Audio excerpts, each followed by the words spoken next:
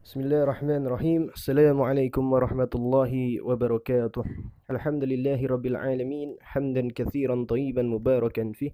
Kama yuhibbu rabbuna wa yardah. Wa nusalli wa nusallim ala sayyidil mursalin. Habibina Muhammad wa ala alihi wa sahbihi. Wa man tabi'ahum bi ihsanin illa yaumiddin amma ba'd. Fa ikhwani fillah wa akhwati rahimani wa rahimakumullah. Puja dan puji syukur kita haturkan kehadirat Allah Subhanahu wa taala, kerana hanya dengan taufik dan hidayahnya kita dapat dipertemukan kembali di dalam muhadharah kitab Matan Takrib, yang mana kita akan bahas pembahasan lanjutan dari pertemuan sebelumnya. Pada pertemuan sebelumnya kita telah tuntas membahas tentang bab air, yang mana bab air dimulai dari pasal pembagian air hingga pada pasal bejana. Dan pada kesempatan kali ini kita akan bacakan perkataan penulis tentang pasal siwak, yang mana pasal siwak adalah awal dari bab wudu. Jadi setelah penulis selesai dari bab air, penulis masuk ke dalam bab wudu, dan dimulai dengan pembahasan siwak, karena siwak adalah salah satu sunnah wudu. Sebagaimana Rasulullah SAW bersabda, "Laula an asyqa 'alal ummati la amartuhum bisiwaki inda kullil wudu." Apabila tidak memberatkan umatku, maka sungguh akan aku perintahkan kepada mereka untuk melakukan siwak pada setiap wudu. Tapi penulis rahimallahu taala berkata, faslun fi istimali alati siwak, pasal tentang penggunaan alat siwak. Dan siwak dimutlakkan kepada dua hal. Yang pertama kepada fi'ilnya, yakni kepada perbuatannya. Yani siwak berarti seorang melakukan siwak. Dan yang kedua dimutlakkan kepada alatnya. Jadi siwak yang dimaksud adalah alat siwak. Dan alat siwak yang paling afdal adalah siwak yang terbuat dari kayu arah. Adalah siwak yang terbuat dari kayu arah. Jadi apabila seorang hendak bersiwak, siwak yang paling afdal adalah siwak yang dibuat dari kayu arah, karena kayu tersebut mengandung wangi-wangian yang dapat menghilangkan bau mulut apabila kita melakukan siwak. Kemudian apabila tidak ada kayu arah, maka yang paling afdal berikutnya adalah siwak yang terbuat dari kayu tin, atau kayu dari pohon zaitun. Kemudian apabila tidak ada kayu tin, maka boleh menggunakan kayu-kayu yang lain, atau boleh menggunakan benda-benda yang kasar selain dari kayu. Misal seorang menggunakan kain yang kasar misal, maka yang demikian diperbolehkan. Dan tidak cukup seorang melakukan siwak dengan menggunakan jarinya, meskipun jarinya kulitnya kasar, karena yang demikian tidak disebut dengan siwak. Dan apabila seorang menggunakan yang banyak kita gunakan pada zaman kita sekarang, yang kita sebut dengan sikat gigi, maka yang demikian mencukupi insyaallah taala. Tapi kemudian penulis berkata, wasiwaku mustahabun fi kulli halin. Dan siwak hukumnya mustahab pada setiap waktu. Jadi siwak hukum asalnya dia mustahab, dia disunahkan pada setiap waktu. Jadi kapanpun seorang hendak bersiwak, maka yang demikian adalah sunnah. Yang demikian adalah sunnah dan dapat diganjar pahala. Ini adalah asalnya. Kemudian penulis berkata tentang pengecualiannya. Penulis berkata, illa ba'da zawali lisaim, kecuali ba'da zawal atau setelah matahari tergelincir bagi seorang yang berpuasa. Jadi siwak asalnya adalah disunahkan pada setiap waktu, akan tetapi tidak disunahkan bagi seorang yang berpuasa setelah matahari tergelincir, setelah matahari tergelincir ke arah barat. Mengapa demikian? Karena ada hadis di dalam Bukhari dan Muslim yang mengatakan bahasanya Allah Ta'ala lebih menyukai bau mulut seorang yang berpuasa ketimbang minyak misk, ketimbang minyak kasturi. Maka dimakruhkan untuk menghilangkan bau mulut dari seorang yang berpuasa dengan alasan yang telah kita sebutkan. Akan tapi larangan di sini hukumnya adalah makruh, makruh tanzih, bukan makruh tahrim. Jadi apabila seorang yang berpuasa kemudian dia bersiwak, maka sah puasanya, dan sah siwaknya. Akan tapi disertai dengan hukum makruh. Lebih afdal apabila dia tinggalkan. Kemudian penulis rahimallahu taala berkata, wa huwa fi thalathati mawadi' asyaddu istihbabah, dan siwak pada 3 waktu, ya, pada 3 tempat amat sangat disunahkan, ya. Jadi hukum asal dari siwak adalah disunahkan pada setiap kondisi, pada setiap waktu, ya. Dikecualikan seorang yang berpuasa ba'da zawal. Akan tapi penulis mengatakan pada 3 waktu, ya, siwak disunahkan secara muakkadah, ya. Dia lebih ditekankan kesunahannya. Di antaranya penulis berkata, inda taghayyuril fami min asmin wa ghairi. Ketika berubah bau mulut, ya, berubah mulut, baik baunya maupun warnanya, ya, misal warna gigi, ya. Min azmin wa ghairi, karena azm dan selainnya, ya. Dan azm bisa diartikan 2 hal. Yang pertama, seorang menahan untuk berbicara dalam waktu yang lama, ya. Maka yang demikian bisa dikatakan dengan azm. Atau seorang menahan makan pada waktu yang lama, ya. Yang demikian juga bisa disebut dengan azm, ya. Jadi apabila seorang melakukan azm, ya, kemudian berubah mulutnya, entah berubah baunya atau berubah warnanya, maka sunnah muakkadah dia untuk melakukan siwak, ya. Ditekankan baginya untuk melakukan siwak. Kemudian penulis berkata rahimallahu taala, wa indal qiyami minan naum, ya. Dan ketika seorang bangun atau bangkit dari tidur, ya, maka disunahkan baginya untuk melakukan siwak, ya. Karena masyhur, maklum, apabila seorang tidur kemudian dia bangun, maka bau mulutnya berubah, ya. Maka dalam keadaan demikian sunnah muakkadah baginya untuk melakukan siwak. Wa indal qiyami illa shalah. Dan ketika seorang bangkit untuk salat, ya. Jadi disunahkan juga ketika seorang bangkit untuk salat. Karena sabda Rasulullah sallallahu alaihi wasallam, "Laula an asyqa 'alal ummati la amartuhum bisiwaki inda kulli shalah." Ya. Apabila tidak memberatkan umatku, maka sungguh aku perintahkan mereka untuk melakukan siwak setiap hendak salat. Dan juga disebutkan sunnah-sunnah lainnya, ya, sunnah-sunnah muakkadah lainnya dari siwak, ya. Selain 3 hal ini, ya, disebutkan di kitab-kitab yang lebih luas. Misal disunahkan secara muakkadah pula bagi seseorang yang hendak membaca Al-Quran untuk melakukan siwak. Jadi seorang apabila hendak membaca Al-Quran, maka sunnah muakkadah baginya untuk melakukan siwak, ya.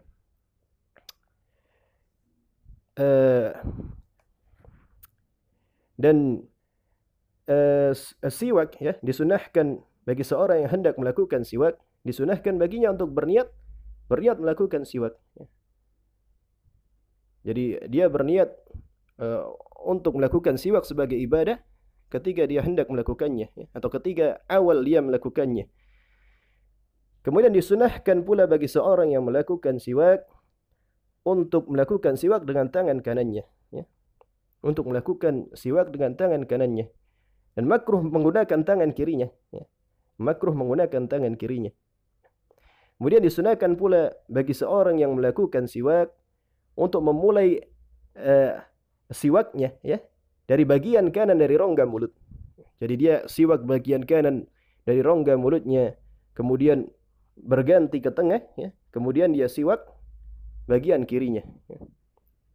Kemudian disunahkan pula bagi seorang yang hendak atau seorang yang melakukan siwak untuk menggosok bagian atas dari rongga mulutnya, ya. Dia menggosok langit-langit mulutnya, ya, tentu saja dengan cara yang lembut, ya.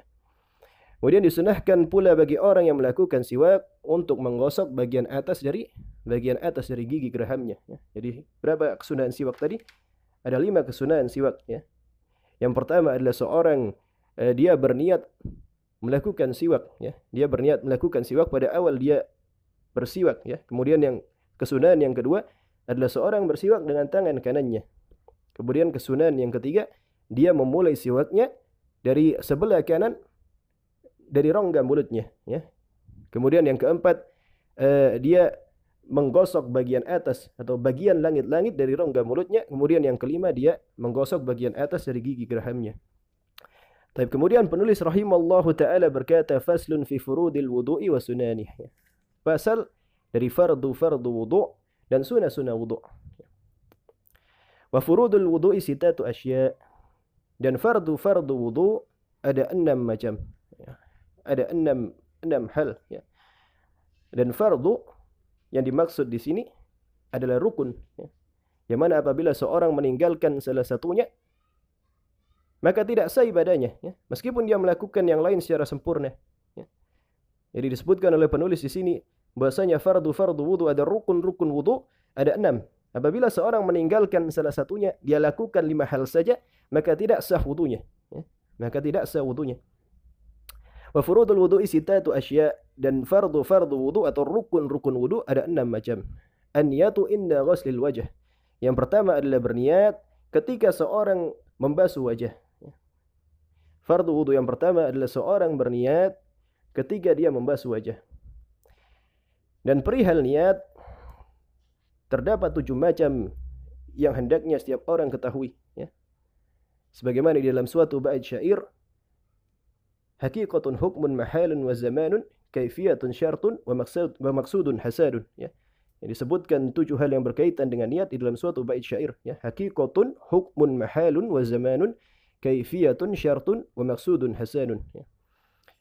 Ada 7 hakikat niat, hukum niat, tempat niat, mahalun niat atau tempat niat, zamanun niat atau waktu niat, kaifiyatun niat atau tata cara niat,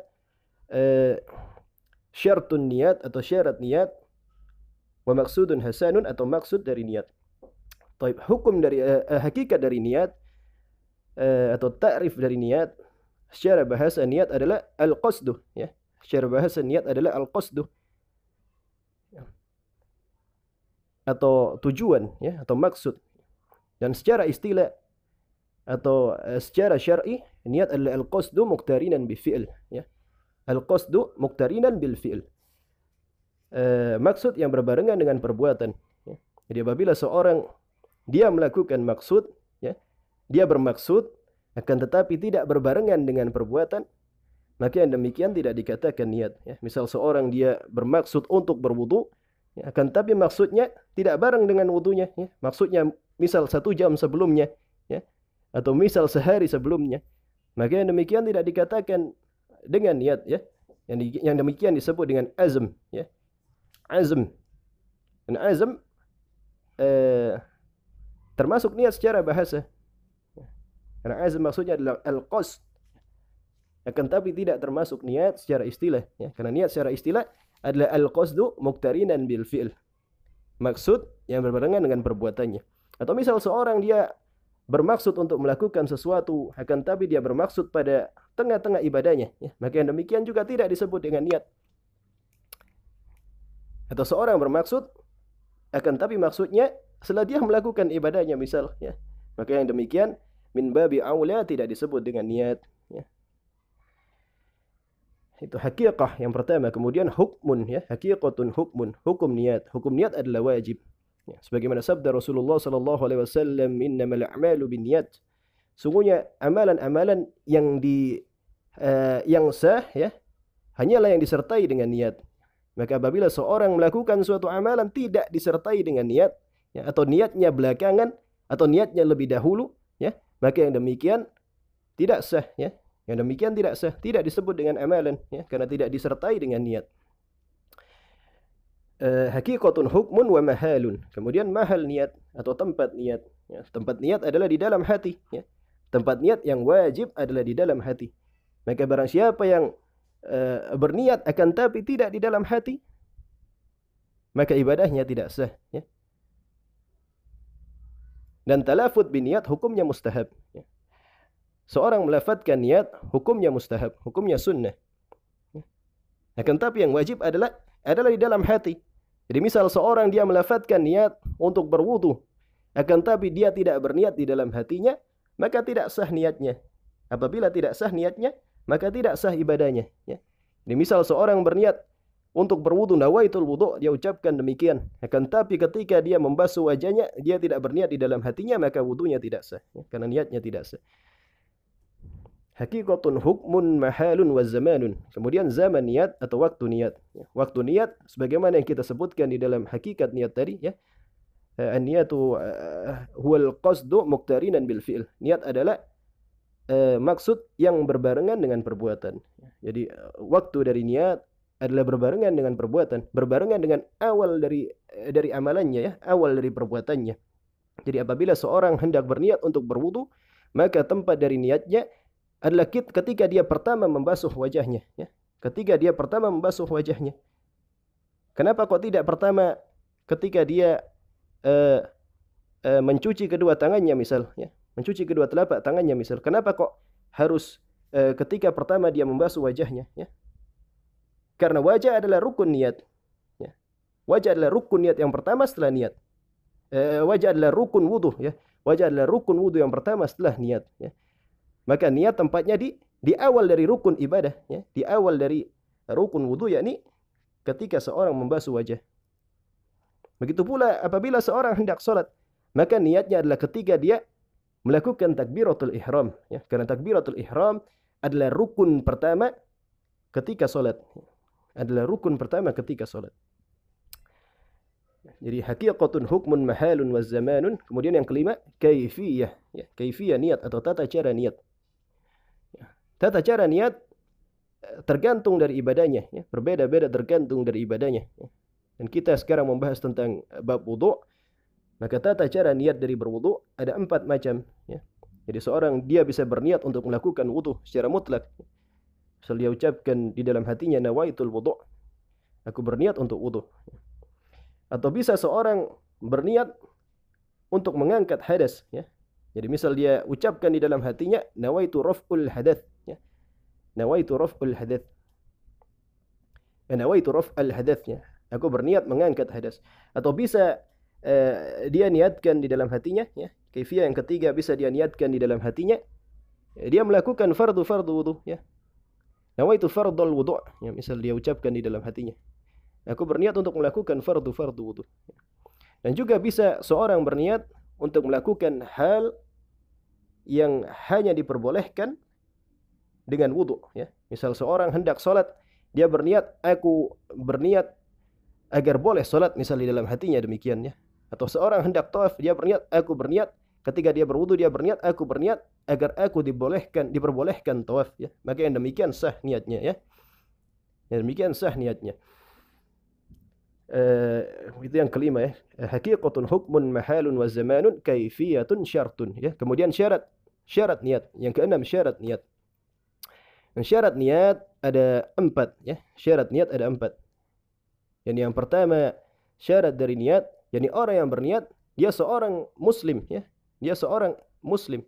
Jadi apabila seorang kafir dia berniat, maka tidak sah niatnya, ya. Karena tidak sah niatnya, maka tidak sah amal ibadahnya, ya. Misal seorang kafir dia berwudu, dia berniat di dalam hatinya nawaitul wudu misal, ya. Kemudian dia berwudu, maka tidak sah niatnya. Dan karena tidak sah niatnya, tidak sah wudunya, ya. Maka karena tidak sah wudunya, tidak hilang hadasnya, ya. Tidak hilang hadasnya. Kemudian syarat niat yang kedua adalah tamyiz, ya. Seorang mumayyiz, maka tidak sah niat dari seorang anak, ya, yang dia belum mumayyiz, ya, yang dia belum tamyiz. Kemudian syarat niat yang ketiga adalah seorang tahu tentang amalan yang dia niatkan, ya. Jadi apabila seorang dia berniat untuk wudu, maka wajib baginya untuk mengilmui wudu, ya. Apabila dia tidak mengilmui wudu, dia tidak tahu apa itu wudu, bagaimana cara wudu, kemudian dia berniat untuk berwudu, maka tidak sah niatnya. Maka tidak sah niatnya. Kemudian syarat yang keempat, tidak ada taraddud dan ta'lik, ya. Tidak ada taraddud dan ta'lik. Tidak ada taraddud atau keraguan, ya. Jadi dia ragu-ragu apakah dia hendak melakukan ibadah tersebut atau tidak, ya. Apabila ada keraguan-raguan, maka tidak sah niatnya, ya. Dan tidak ada ta'lik.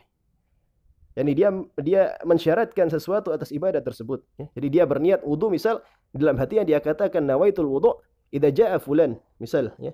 Aku berniat wudu apabila si fulan datang, ya. Maka yang demikian adalah ta'lik. Ini demikian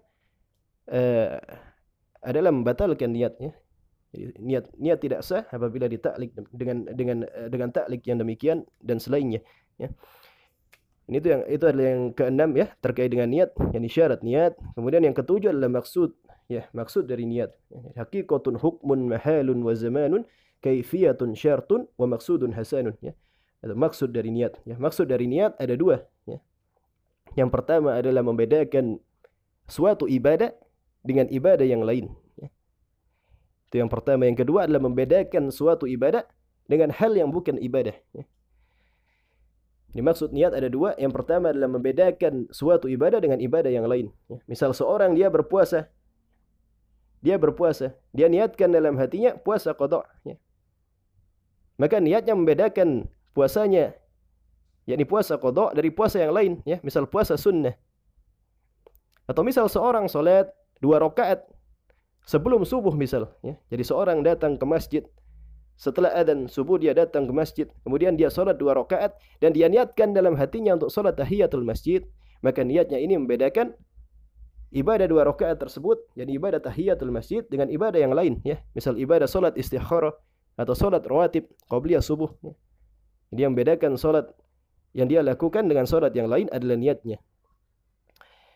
Kemudian maksud niat yang kedua adalah membedakan suatu ibadah dengan ibadah yang lain. Membedakan suatu ibadah dengan ibadah yang lain. Misal seorang mandi, dia mandi pada hari Jumat. Dia berniat untuk mandi Jumat. Maka niatnya tersebut membedakan mandinya dengan hal yang bukan ibadah. Dengan hal yang bukan ibadah. Misal dengan mandi adat misal, mandi seorang untuk membersihkan badan. Atau mandi tabarrud, mandi seorang untuk mendinginkan badan. Jadi niatnya membedakan ibadahnya dengan hal yang bukan ibadah.